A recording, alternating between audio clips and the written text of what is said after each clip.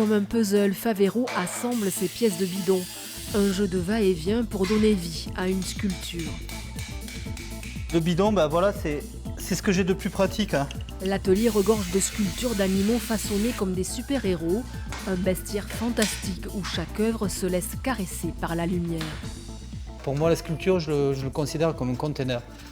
C'est-à-dire qu'il y a quelque chose à l'intérieur et que ce que je fais, moi, c'est le contenant. Voilà. Et ce qui m'intéresse, c'est l'âme ou l'esprit que je mets à l'intérieur. Ces containers, en fait, ce sont des réceptacles à lumière, en fait, pour moi. Voilà. Ce sont des attrapeurs de lumière. Toute la sculpture, pour moi, c'est un attrape-lumière. Une lumière qu'il chasse inlassablement dans la nature.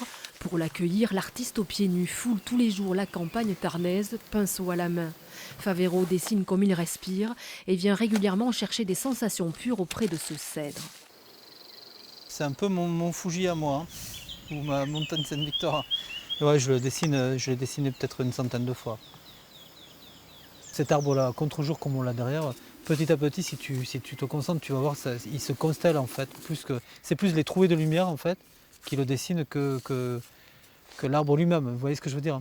Ça fait une constellation comme une galaxie, un cosmos, quoi. La lumière me nourrit, ça me permet de découvrir des sensations et des rythmes lumineux différents en fait, qui nourrissent après mon travail en bas-relief ou en sculpture. Des bas-reliefs, des carnets de voyage, des dessins à la craie, un travail que Favero expose dans ce musée, des œuvres révélatrices de son talent de sculpteur et dessinateur.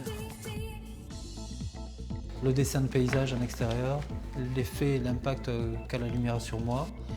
Et ensuite, un travail sur les animaux, la musculature, les jeux de mes plats et de courbes, ce qui me touche profondément, quoi. Des formes qui ici prennent vie ou s'effacent selon les changements de lumière.